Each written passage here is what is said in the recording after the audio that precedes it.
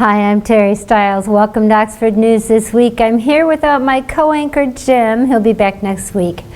This week, M24 finally opens up, school resumes remotely, and there will be more than Christmas cards in your mail pretty soon. All this and more, the Oxford News begins right now.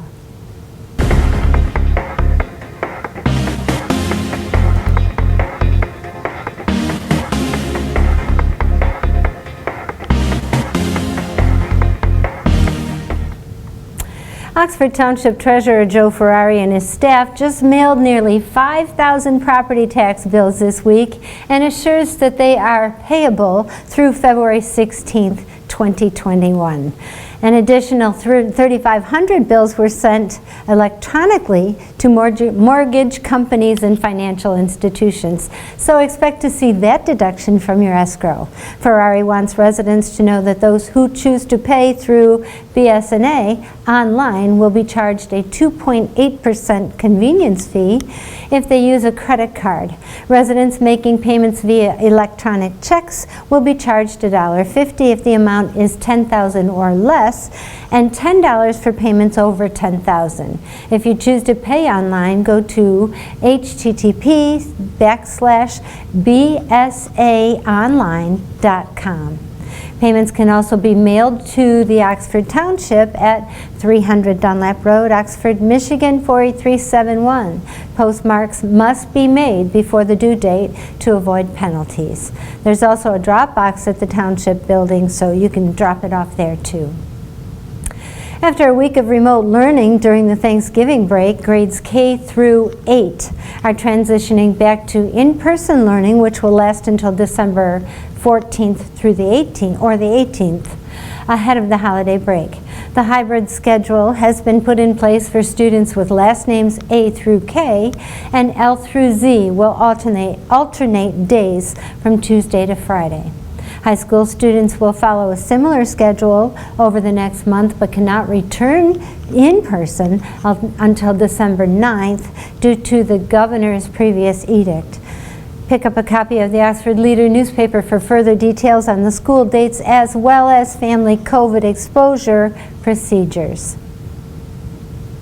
At a time when we could all use some good news, MDOT has given us all an early Christmas present. This week, which is Friday, they will begin reopening northbound traffic from Drainer Road to Gateway Drive.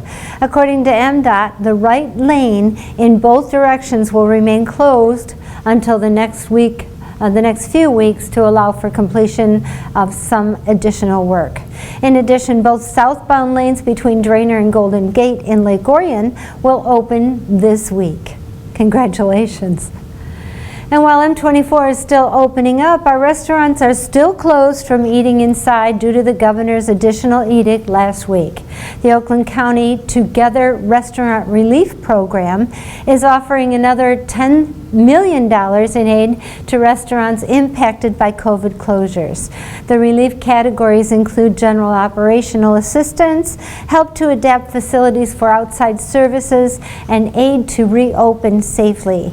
The program comes in as negotiations in Congress for federal relief have stalled, and as state order banning indoor dining remains in effect at least through December 8th, and word has it, it may be a little bit longer. With so many of our eateries affected, we're happy to congratulate the Magic Brownie Box for their one-year anniversary as a popular sweet spot in town. Oxford residents Paul and Heather Lepping took a leap of faith last year to turn their passion into a business, and the shop quickly became a popular place to shop. And while the past few months have been hard on their business as any other businesses, the pair continue to show their love of the Oxford community by staying open to takeout traffic, as well as Cameo supply desserts to the Wednesday night free meals program. Thanks, Heather and Paul, for sticking around.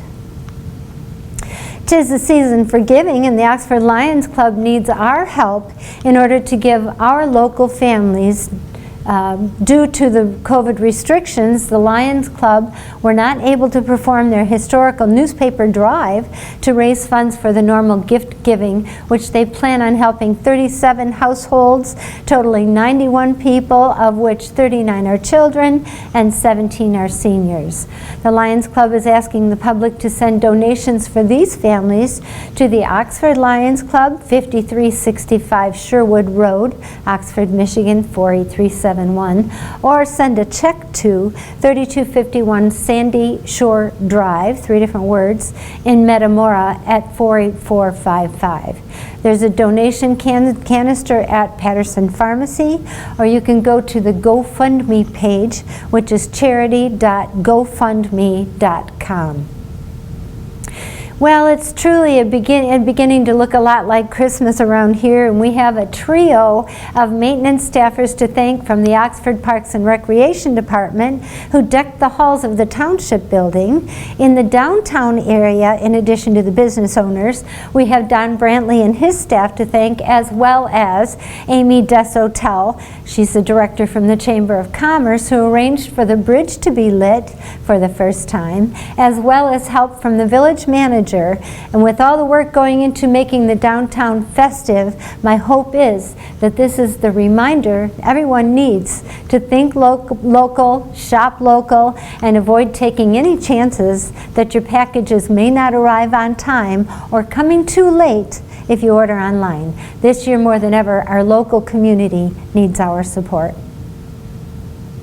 Applause go out to Connie Miller and her volunteer team for providing a holiday meal last week, the day before Thanksgiving. They served more than 240 people who on a regular basis have had to attend the free meals program since COVID hit. Through the multiple donations, Miller arranged for a perfect turkey dinner with all the trimmings. Dessert was supplied by Magic Brownie Box, paid for by the Township trustee donations out of their own pocket, not tax dollars. In addition, the residents went home with a bag full of groceries supplied by a Lake Orion Cub Scout troop. These are tough times for many folks, and it is not at all unusual for residents of Oxford to pull together and help each other out. Congratulations on a job well done, Oxford. The Michigan Department of Agricultural and Rural Development, the Michigan Retailers Association, and Meijer Corporation are collectively urging consumers to shop as normal. Please do not overbuy and stockpile, as it causes a severe supply chain ripple effect. MDAR Director Gary McDowell said Michigan has an ample supply of food and other products, and that shoppers should not panic buy, but purchase products like toilet paper, paper towel, and cleansers on a weekly basis to ensure everyone has access to what they need, and also allow stores to replenish their shelves. Otherwise, there's people that can't get out and then they can't get toilet paper. That's really hard on them. At any rate, I'm Terry Stiles, and that's Oxford News this week. If you'd like to learn more about these stories and other, pick up a copy of the Oxford Leader newspaper, or better yet, you can catch us on Charter Channel 191 or AT&T Channel 99, on our Facebook page, which is Oxford Community Television Facebook, or our YouTube page, which is the same thing, Oxford Community Television YouTube. Or you can go to our website, which is occtv.org. Thanks for joining us on Oxford News this week, where we bring your news closer to home. And remember, Jim says, wear your mask.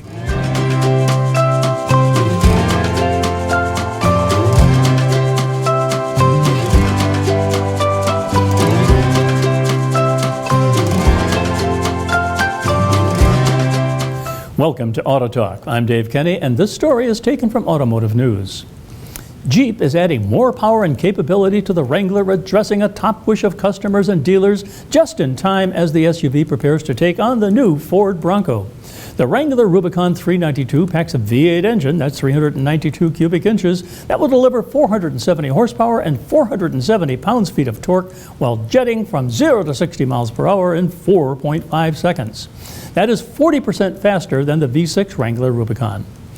Fiat Chrysler Automobile said it's the first time in 40 years that a V8 has been factory option on the Wrangler. The Wrangler's predecessor, the CJ, was the last to have a V8 in 1981. That model, FCA said, delivered 125 horsepower and 220 pounds-feet of torque.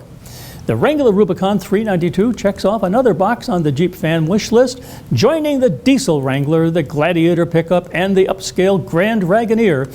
That'll bolster the lineup next summer, said Scott Talon, head of Jeep product marketing, even as the brand charts a greener future. The Wrangler Rubicon 392 will hit dealerships in the first quarter of 2021, right in time for the Broncos' spring debut. Jeep began teasing a 392 concept in July, and pricing will be released closer to the sales launch. Talon said the V8-powered Wrangler isn't a direct response to the Bronco, which won't have that option when it debuts. Customers have been asking for this for years, Talon said. That's really what helped propel the Jeep brand over the last 8 decades. The Rubicon 392 will be produced as a 4-door model only. Half doors are available to give occupants more of an open-air feel. The exterior features a heavy-duty raised performance hood. FCA said the grille design delivers greater airflow and cooling of the engine. A secondary air path within the hood cools the engine in case the hood scoop becomes restricted by snow, mud, or debris. This allows the vehicles to achieve a top speed even with a fully blocked primary air path. The model comes with upgraded frame rails in addition to heavy-duty brakes, Fox high-performance shocks that enable improved off-road performance, and 33-inch tires. The Rubicon 392 has a TorqueFlite 8-speed automatic transmission.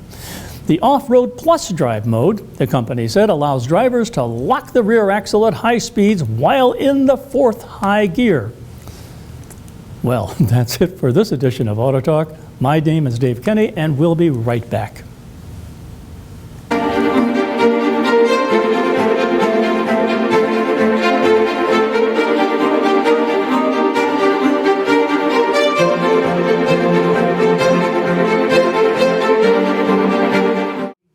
Welcome to Science in the News. I'm Dave Kenny, and this story is taken from New Scientist.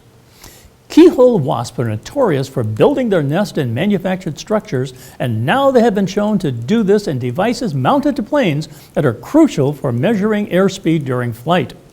Blockages in these tubes can lead to pilots misreading airspeed and have led to fatal crashes in the past. Alan House at consulting firm Ecological Australia and his colleagues have studied the behavior of keyhole wasps at Brisbane Airport over 3 years. The team found that the wasps readily build nests in pitot probes, tube-like instruments often mounted beneath the cockpit on the exterior of the aircraft. The research was triggered by several safety incidents involving the wasp, including one in which a plane had to land again soon after departing because the pilots recognized an airspeed discrepancy, said House. It's not a Mayday emergency, but it's the next level down and it closes the runway, said House. A blocked pitot tube was found to be the culprit in that case. To identify what might be responsible for these blockages, the team 3D printed replica pitot tubes and set them up at 4 locations across Brisbane Airport for 39 months. 3 panels were mounted in each location, each with up to 6 styles of probe, including those found on Boeing 737s and Airbus A330s and A320s.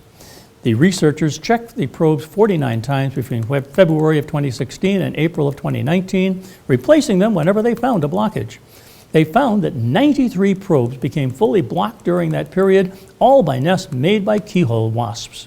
The wasps preferred probes wider than 3 millimeters in diameter, and they built nearly all their nests between November and May. In South and Central America, where the keyhole wasp is a native species, it is known to build its nest in cavities including keyholes and electrical sockets. It's quite famous for the plasticity of its nesting behavior, said House. As a result of the research, risk-mounting strategies or mitigating strategies have been introduced, such as covering pitot tubes when aircraft arrive at Brisbane Airport. We're at pains to point out that flying is still safe at Brisbane, said House. Given that the wasp arrived in Australia by crossing the Pacific Ocean, it's possible that it could spread to other parts of the country, he says, and watch out.